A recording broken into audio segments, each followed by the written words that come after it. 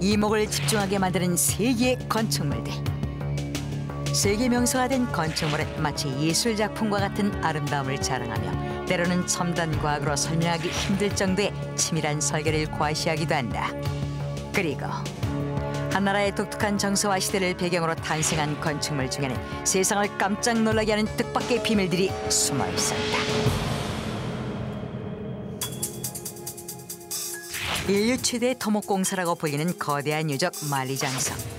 몇 해 전 중국 감수성 사막에서는 500km 만리장성의 일부가 새로이 발견되는 사건이 발생했다. 새로 발견된 만리장성이 더해진 성벽의 총 길이는 대략 7,000km. 하지만 여전히 풀리지 않은 미스터리가 있었다.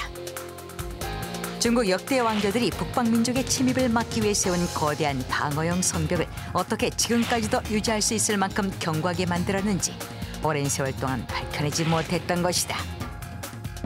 그런데 2005년 사람들이 손으로 직접 쌓아올린 성벽이 지금까지도 무너지지 않고 버틸 수 있었던 비밀이 드디어 밝혀졌다. 영국 데일리 텔레그래프가 보도한 바에 따르면 2005년 만리장성을 보수하던 노동자들은 벽돌에 붙어있는 접착 물질을 발견했고 손으로 문질러도 잘 지워지지 않는 이 물질을 시안성의 문화유적 보존연구소로 보냈다고 한다. 이어 인류학자들이 만리장성 개보수 작업 도중 발견된 단단한 벽돌 부위의 회반죽 조각을 떼어내 분석하기 시작했다. 그리고 얼마 뒤 그 조각이 파풀이라는 사실이 밝혀졌다. 뭐요? 파풀이요? 시약 반응과 분광 분석을 통해 파풀로 밝혀진 회반죽 조각은 중국인들이 통상 아침 식사로 먹는 쌀죽과 똑같은 성분이라는 의외의 사실을 세상에 알린 것이다.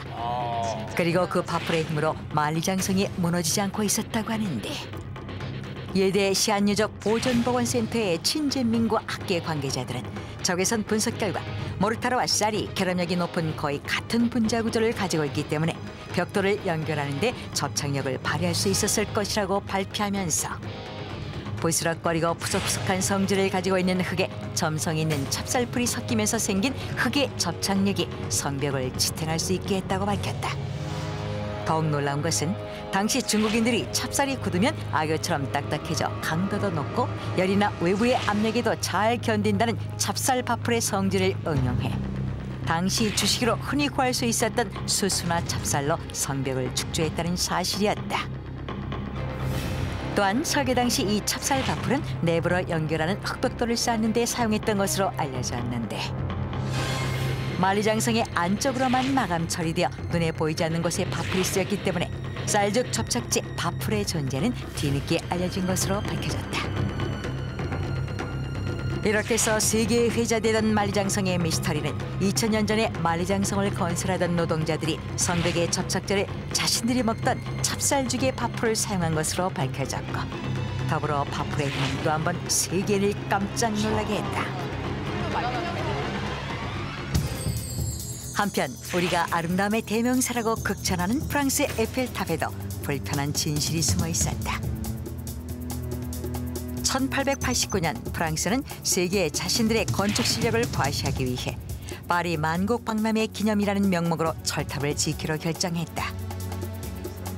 이때 공모에 당선된 프랑스의 교량 기술자 LG 에펠은 당시 프랑스에 건설된 그 어떤 건물에 비해서도 약 2배에 달하는 높이인 약 300m 높이의 철탑 계획을 세우고 건설을 서둘렀다. 그런데 문제는 철탑을 짓기 시작하면서부터 발생했다. 공사를 착수한 당시에는 고가 사다리는 물론 장비가 없었던 것이다. 이에 에펠은 기발한 아이디어를 짜내는데 그의 발상은 고공에서 움직임이 가능한 고개 단원을 임부로 부르겠다는 계획이었다. 그리고 300여 명의 고개 단원들이 고용되었다. 그들은 뜨거운 여름이면 철이 팽창해 더 높아진 위험한 탑끝을 조립하기 위해 안전장치 하나 없이 기어 올라가야 했고 겨울이면 고개 단원들은 꽁꽁한 철물 골조에 몸의 일부가 달라붙어 골조에서 몸을 떼어내는 순간 살갗이 모조리 벗겨져 버렸다. 그때 고개사들의 살갗은 탑에서 떼어지지 않은 채 철물 구조에 달라붙어 아직도 그 흔적이 남아있다고 한다.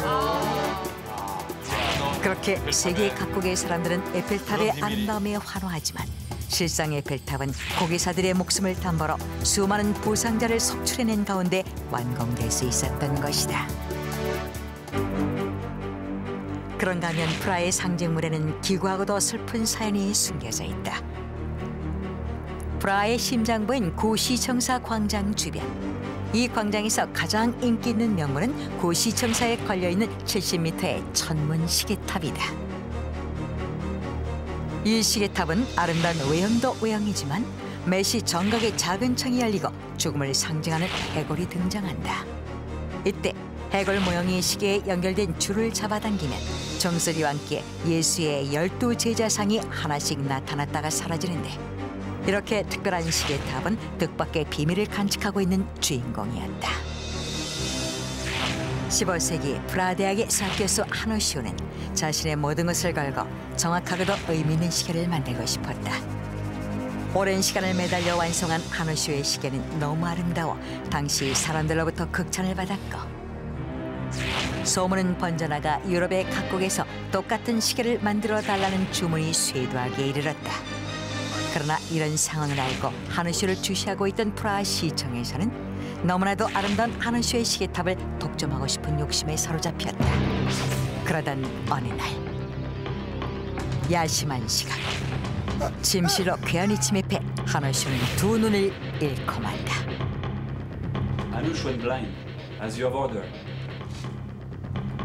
그랬다. 프라하 시장은 귀환을 시켜 하누시오가 더 이상 시계를 만들 수 없도록 장님으로 만들게 했던 것이다. 시장이 일이 있은 뒤 깊은 상임에 빠진 하누시오는 자신이 만든 시계탑을 볼 수 없자 만져나 보겠다는 생각으로 시계탑에 기어올라가 시계를 만지며 눈물을 흘렸고, 바로 이때 시계가 멈춰서더니 멈춘 시계는 이후 400일 동안 작동을 하지 않았다. 또 400일이 지난 다음부터는 시계를 고치려고 하는 사람은 죽거나 미쳐버리곤 했으며, 그것을 본 사람들은 하누시오의 저주라고 믿었다. 하지만 17세기 이후 하누시오의 설계에 조각상을 덧붙이고 사도들의 행진이 추가드린 작업이 시작되면서 마치 시계의 저주가 풀린 듯 1860년부터는 다시 제 시간으로 움직이기 시작했다고 한다. 그리고 지금은 완전히 복원되어 프라하에서 가장 사랑받는 관광 명소로까지 자리 잡고 있다. 이렇듯 만리장성, 에펠탑, 프라하의 시계는 각 나라를 대표하고 있는 건축물이지만 우리가 미처 알지 못했던 사연 깊은 비밀을 품고 있었다.